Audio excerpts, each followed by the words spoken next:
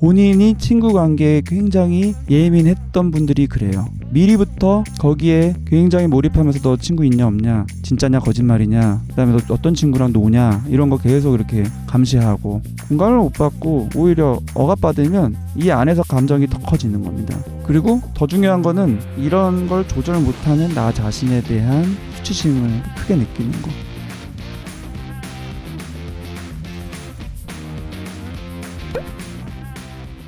근데 수치심 자체가 이면의 감정이라서 오히려 인식을 수치심으로 하는 것보다는 다른 감정, 수치심이 근본에 있고 그것 때문에 파생된 감정들을 우선 인식하게 되는 경우들이 많아요. 나의 독립성이 존중받지 않는, 훼손되는 상황이 되면 강렬한 감정을 느끼는데 그게 바로 수치심인 거고요. 내 생각이 복잡해서 멈칫대는 게 아니라 감정이 작용해서 스톱이 돼요. 그 감정이 바로 수치심입니다. 사연이랑 이제 연결이 되는 거예요. 이런 경험을 하신 분들이 굉장히 많습니다. 내가 친구를 사귀면 그 친구가 괜찮은 사람인지 자꾸 의심을 하는 거예요, 엄마가. 그러면은 나는 나를 못 믿는구나 이런 생각이 드는 거죠. 당연히 동시에 내 존재 자체가 부정당하는 느낌이 드는 거예요. 굉장히 표현을 잘 해주셨습니다. 기분이 매우 더러웠다라는 이 표현도 굉장히 묘사가 잘 된 표현이죠. 남자친구를 사귀어도 엄마 기준에 어긋나면은 헤어지라고 하는 거예요. 역시 나의 존재, 내가 판단한, 내가 좋아하는 사람을 인정 안 하는 거는 나를 인정 안 하는 거거든요. 그리고 TV 보면서 뭐 강다니엘 보면서 저렇게 독립적으로 난 살 거다라고 하면은 그것도 이제 존중 안 하는 거예요. 강다니엘이랑 너는 다르지 이런 말을 하는 거. 그리고 뭔가 하려고 하면은 네가 아무리 그렇게 해도 안 된다 이런 식으로 계속 부정하는 거예요. 나의 어떤 가능성, 존재감, 나의 취향, 그리고 이제 친척들 앞에서 나를 투명인간 취급한 적도 있다. 이것도 나를 존중하지 않는 거잖아요. 무시하는 거. 근데 그 이유가 내가 고등학교 때 친구가 없다는 사실을 이제 엄마가 알게 돼서, 그때 이제 캠핑할 사람이 없어서 어떤 친구가 억지로 나랑 해줬는데 그거를 친구가 말해버려가지고 이제 엄마는 그 이후로 친구랑 논다고 하면 이제 거짓말이라고 생각을 하는 거예요. 친구가 없다고 생각해서. 그러니까 내 인간관계를 부정당하는 느낌이 너무너무 기분이 더럽다. 이런 식으로 자꾸 되다 보니까 친구가 없는 게 컴플렉스가 되어버린 것 같다. 그래서 엄마의 의심에 당당하지 못한 건가 싶기도 하다. 이런 표현을 해주셨습니다. 이런 친구 관계에 대해서 굉장히 예민한 부모님이 있어요. 왜 그런 줄 아세요? 본인이 친구 관계에 굉장히 예민했던 분들이 그래요. 친구 관계에서 편안했던 사람, 자연스러웠던 사람은 자녀의 친구 관계에 대한 걱정을 많이 안 합니다. 근데 내가 힘들었고 괴로웠고 그러니까 미리부터 거기에 굉장히 몰입하면서 너 친구 있냐 없냐, 진짜냐 거짓말이냐, 그 다음에 너 어떤 친구랑 노냐, 이런 거 계속 이렇게 감시하고 쟤랑 헤어져라 이런 식으로 통제하고, 그렇게 연결이 되면 뭐 당연히 기분 나쁘고 뭐 갈등 생기고 이런 거는 당연한 거고요. 제일 중요한 건 뭐냐면 내가 지금 오늘 주제 수치심이 계속 쌓인다는 거예요. 나는 내 존재의 가치가 이제 낮게 여겨지는 그런 느낌을 계속 받는 거예요. 그러면 실제로 우려하는 일이 일어납니다. 내가 존재 가치가 낮게 여겨지면 친구 앞에서 당당하지 못하고 자기 표현 못하고 아니면 아예 친구한테 다가가지 못하니까 실제로 친구 관계가 어려워져요. 이제 이런 얘기를 하면은 그러니까 부모님 탓하자 이게 아닙니다. 내가 경험한 사건, 제일 중요한 거는 그때 내가 깊게 느낀 감정들이 나의 지금의 일상에 계속 영향을 미치고 있다라는 것을 인정해야 된다는 거예요. 그리고 뒤늦게라도 그 감정들을 다뤄야 된다는 거예요. 근데 이 감정은 다른 감정들보다도 더욱더 괴롭기 때문에 다루는 것 자체가 굉장히 고통스러워요. 그래서 자꾸 덮고 스스로 합리화하고 그렇게 해서 해결되지가 않습니다. 소희님이 얘기를 잘 해주셨습니다. 친구 관계에서는 지금도 친구를 많이 사귀는 것이 좋지는 않지만 내가 이러는 것이 옳은 게 아니라는 생각이 들어서 힘들어진다고. 바로 그 점이에요. 친구는 많고 적고 그거는 사람마다 가치관이 다른 겁니다. 성향이 다른 거고. 근데 지금 얘기하신 것처럼 이게 분열되는 거예요. 내 마음은 친구 많이 사귀는 게 별로 안 좋은데 한편으로는 그런 내 마음대로 행동하는 게 별로 옳은 게 아닌 것 같은 느낌. 이게 헷갈리는 겁니다. 그러니까 왔다 갔다 해요. 그냥 당당하게 내 행동을 할 수가 없고 계속 스스로를 검열하고 그러느라고 에너지 소모도 많고 그러느라고 더 위축되고 또 이제 소희님이 사연 주신 것도 마찬가지인데 굉장히 흔합니다. 저는 내담자분한테 굉장히 많이 들었던 스토리예요. 어린 시절에 유치원의 발표 수업, 이 발표 수업이라는 게 학예회라는 게 굉장히 많이 등장합니다. 기억이 다 나는 거예요. 발표 수업이 있었는데 그때 낯가리고 그래서 앞에 나가서 당황하고 울고 그래서 발표를 잘 못했다. 충분히 그럴 수 있고 늘 일어나는 일이거든요. 근데 엄마가 너무 화가 나가지고 집 밖으로 쫓겨난 거예요. 아까 제가 말씀드렸잖아요. 공포심이 이제 자극된 거죠. 근데 이제 공포심만 자극된 게 아니라 오늘 사연과 관련된 수치심도 연결이 되는 겁니다. 원래 나의 존재는, 나의 어떤 기질, 성향은 혼자서 책 읽거나 뭔가 만드는 거 좋아하는 거예요. 내향적인 거고 뭐 아무 문제 없습니다. 소수의 친구가 내 마음에 맞는 친구와 깊은 관계 맺으면 되는 거고 혼자 있어도 되는 거고. 근데 친구가 놀러와서 같이 놀자고 했는데 그때 또 피곤해가지고 거절할 수 있어요. 오히려 피곤한데도 내 마음 무시하고 억지로 나가는 게 더 부자연스러운 걸 수도 있습니다. 그랬더니 그 중에 한 애가 지금 안 놀러 가면 너 왕따 시킬 거다 이런 얘기를 한 거예요. 이게 이제 어떻게 보면 친구 관계에서의 어려움, 갈등일 수 있죠. 근데 그게 아닌 거예요. 그걸 옆에서 본 엄마가 왜 안 나가고 노냐, 왕따 당하면 어떡하냐 이렇게 막 화를 냅니다. 엄마는 이제 걱정 때문에 그러는 거지만 본인은 내가 원하는 행동을 내 성향에 따라 한 건데 그거를 이제 존중 못 받고 공감 못 받고 오히려 혼나니까 너무 슬프고 억울하고, 그 다음에 표현하셨듯이 어려도 다 느껴요. 유치원이어도 엄마는 내가 느끼는 나의 주관적인 감정보다 내가 남한테 어떻게 보이는지, 그거는 결국에는 엄마의 감정이거든요. 엄마의 감정이 더 중요하구나. 이런 걸 무의식적으로 알게 되죠.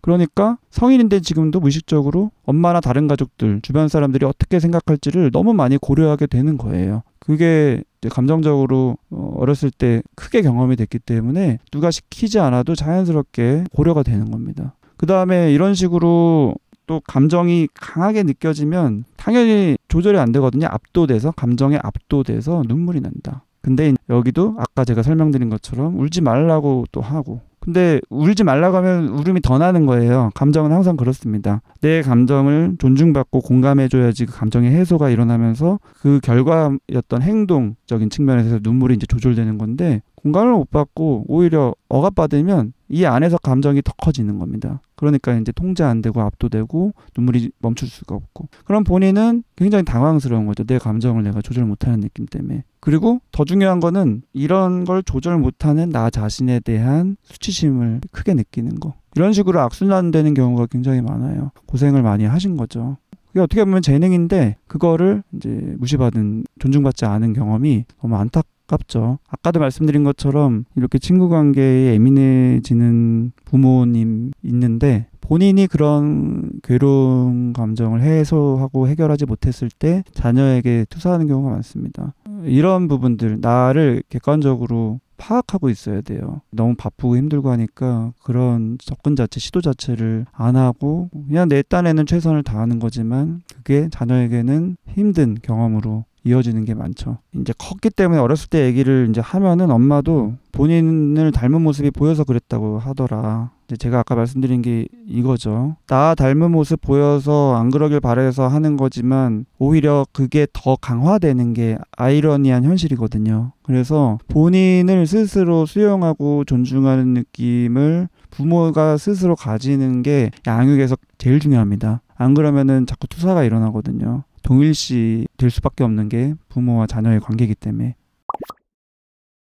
그래서 수치심이 자극되는 상황에서 행동이 이제 두 가지로 나뉘어서, 누군가가 나의 그런 감추고 싶은 부끄러운 감정, 인식하기 싫은 감정을 인식하게끔 유도하고 유발하고 건드리고, 요즘 말로 이제 극이라고 표현하는 그런 것들이 됐을 때 내가 굉장히 과민해져서 그 사람을 공격하게 됩니다. 근데 그거는 그 사람을 공격하는 게 이 감정이 올라왔고 이 감정을 내가 해결을 해야 되기 때문에 그 사람을 공격하는 거예요. 그러지 말라고. 그 사람이 무섭고 싫은 게 아니라 요 감정이, 수치심이 무섭고 싫은 거예요. 그렇게 되거나 아니면 아예 마주하지 않도록 원천봉쇄적으로 회피를 하거나, 그런 상황, 사회적 상황, 사람 만나는 거 또는 깊은 관계 맺는 거 또는 내 주장하는 거, 나의 존재감을 어필하는 거 를 차단하는 식으로, 회피하는 식으로, 갈등을 회피하는 거죠. 이런 식으로 되면은 어떻게 될까요? 공격을 하든 회피를 하든 악순환이 되죠. 그게 역기능적인 행동이고 더 존중을 못 받는 경험으로 계속 누적이 됩니다.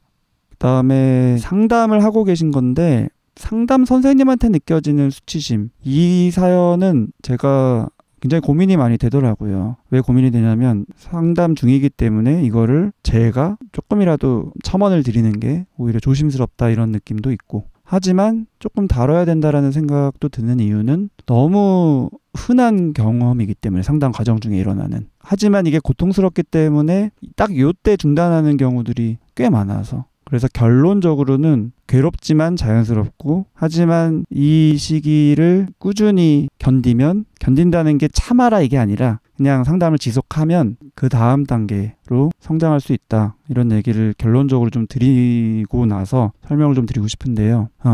상담을 14개월째 진행 중인데 상담 선생님한테 배신감과 수치심을 느낀다. 베프랑 절교한 이후 5개월 너무 고통스러운데 그 마지막에 싸울 때 너가 그 친구를 더 날카롭게 공격했을 거다. 그때는 I'm sorry 할 준비는 되어 있어야 한다. 근데 이제 이 말을 들으면은 네가 날카롭게 공격해서 걔가 절교한 거니까 네가 미안해 해야 된다로 이제 들리고, 왜 여기에서조차 상담실에서조차 내 통증 고통보다 그 친구의 고통이 우선되는 거지, 이런 생각 들고, 왜 사과하라는 조언이나 들어야 되지, 너무 열받고 수치스럽고 난 뒷전이고 남부터 생각해야 되냐, 상담실에서조차 존재 가치가 없는 기분이 든다. 친구 말고 날부터 좀 봐달라고 애원하고 매달려야 되냐, 그냥 그대로 존재감을 인정받고 사랑받지 못하는 거냐, 이제 이런 생각이 쭉 드는 거예요. 아까 제가 수치심 얘기 드리면서 제일 중요한 부분, 내가 존중받지 않는 느낌, 있는 그대로 내가 존중받지 않는 느낌, 그게 수치심에서 굉장히 중요한 거고, 행동으로는 분노가 일어나고 공격적이 되고, 그게 이제 친구한테도 그 과정에서 그랬을 수 있고요, 상담 선생님과의 관계에서도 그럴 수가 있고, 그래서 그 이면에 있는 감정을 집중을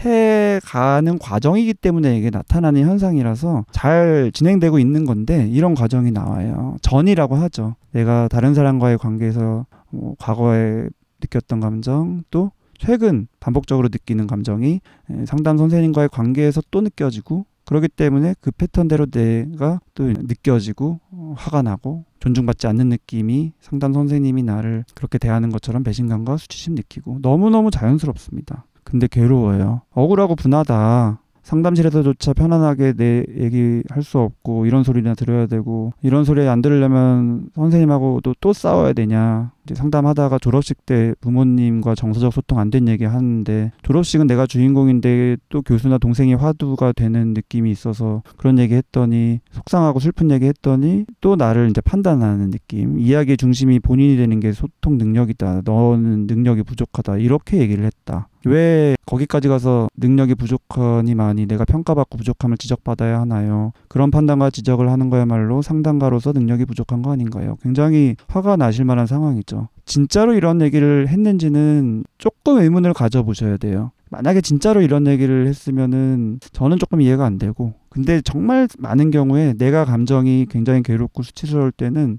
조금씩 나의 수치심을 더 자극하는 방향으로 상대방의 말이 들립니다. 그런 경우가 굉장히 흔하고, 그게 상담실 안에서 일어나는 거는 물론 이렇게 힘들고 하지만 자연스러운 과정이고, 그게 굉장히 나의 감정을 노출하는, 있는 그대로의 나의 감정을, 나의 패턴을 보이는 소중한 그 소재가 돼요. 그래서 너무너무 중요한 과정입니다. 고통스럽지만 그 과정을 거치면서 내 감정을 더 보게 되고, 또 결국에는 나를 수용하는 느낌을 받게 되면 그렇게 해결이 되는 거거든요. 마지막으로 솔루션. 그러면은 이 수치심을 어떻게 다룰 거냐? 항상 감정은 1번이 인식입니다. 인식. 다양한 감정이 올라오는 순간에 그 감정도 인식하지만 그 이면에 있는 감정, 내가 어떤 감정 때문에 이렇게 불편하지? 혹시 이 불편함이 수치심에서 나온 건 아닐까? 이런 식으로 좀 의문을 가지면서 그 순간을 포착해서 인식해보는 거. 영상이 도움되셨으면 구독, 좋아요, 댓글, 알림 설정도 부탁드리겠습니다. 시청해주셔서 감사합니다.